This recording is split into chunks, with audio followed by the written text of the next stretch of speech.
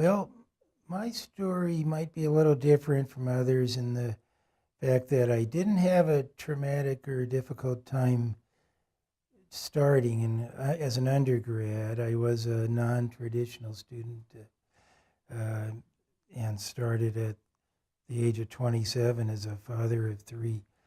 But the reason my undergrad wasn't so difficult is I did have parents who went to college, and two of my grandparents and one great grandparent also who went to college, went to actually a Catholic seminary and completed that. And so there was always a sense that I would go to college. It was expected of me and all of that. Didn't have the problem with the undergrad. Where I did have a problem was being a first generation grad student, and none of my ancestors or parents had done that. And it started really with taking the GRE exam, graduate record exam, and that was back in the early 90s, maybe 91, where you didn't have computers and all of those devices people have now to prepare themselves for the exam. So, I prepared in the old-fashioned way, and I was a high school teacher doing this on the side at the time. And the day that I was scheduled to take the exam, I had a terrible cold, sinuses, coughing, and in those days there were only 2 times a year you could take the exam, and you had to schedule it 6 months in advance, and there was no way I could reschedule. So I went there under the weather, just feeling a little daunted by the whole thing. And the exam wasn't really an exam geared towards my strengths in history.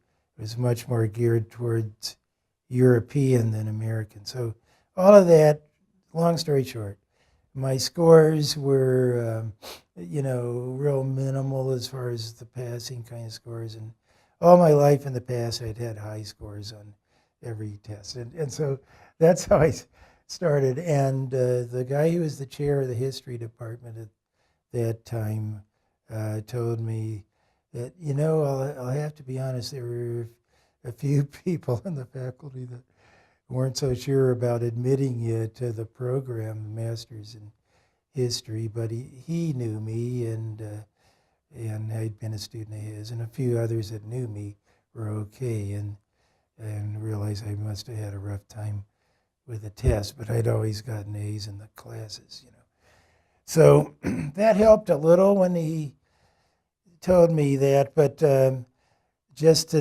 knowing that there were others who treated me or considered me a suspect. Now, I've been a suspect all my life, but for many different reasons. But as a man of color in America, there's this kind of overshadowing suspicion of you. Are you worthy? Did you get here on some kind of affirmative action, easy slide into the system or something like that? And so that kind of haunted me through my early grad school time. And then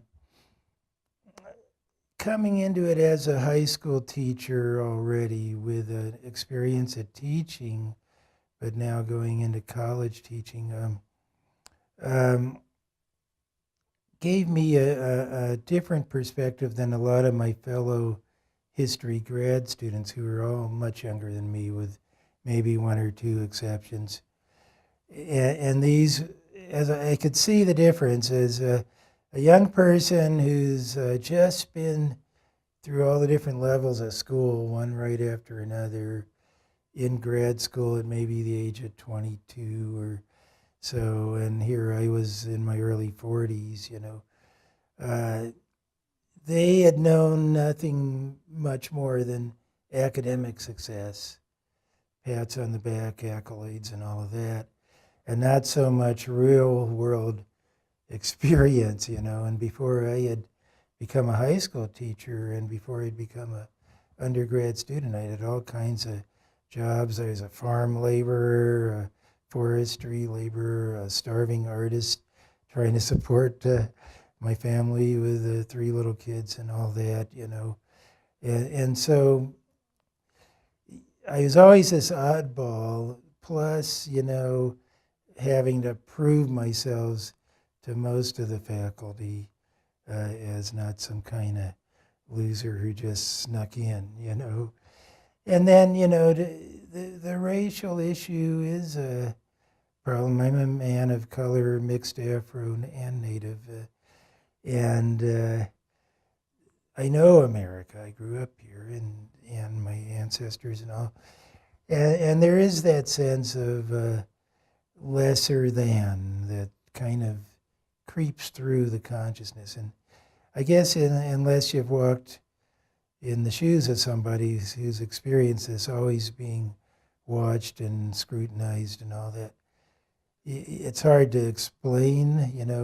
I think the closest a lot of young folks come to this is when you're a teenager being watched in the stores and a suspect as maybe a shoplifter or something like that. But imagine being a suspect in almost every public venue just because this concept of lesser than follows you.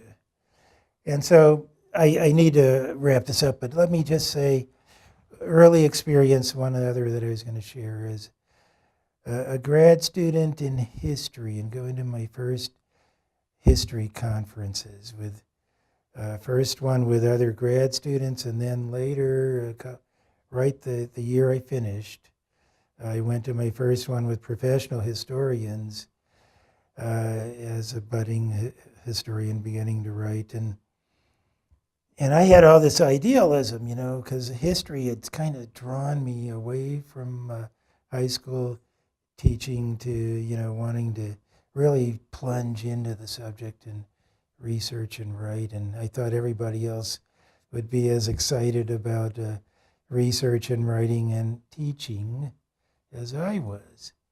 I went to that conference and sat in on some small group conversations, and it is almost like any corporation anywhere in the U.S. And in that, people seemed more interested in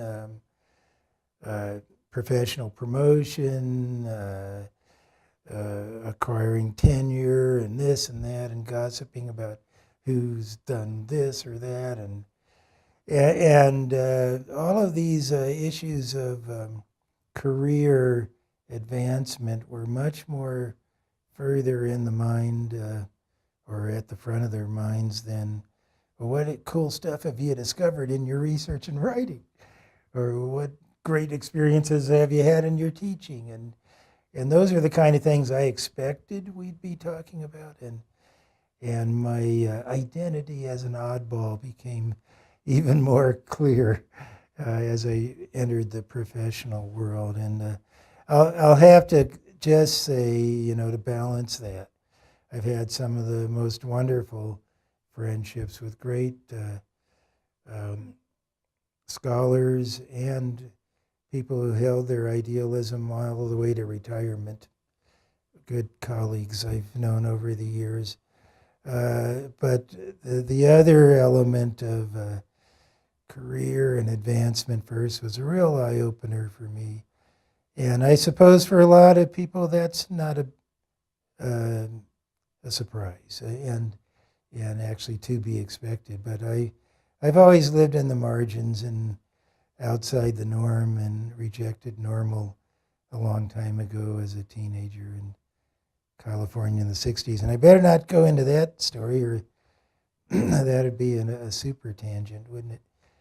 But I just wanted to say that, that it's full of surprises and full of having to prove yourself over and over again, even after I started teaching here.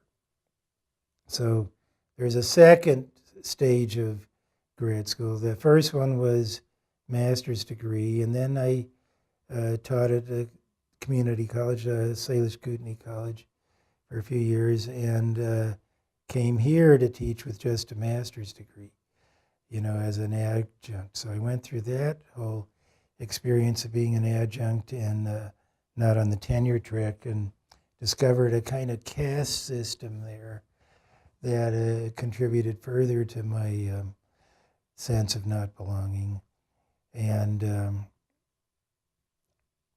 I'll just say that within a few years, I realized I better get my PhD or I'll never be accepted. And so I became a part-time student again while teaching full-time again. Each one of my degrees, I was doing some other kind of work to support myself and family while I studied. And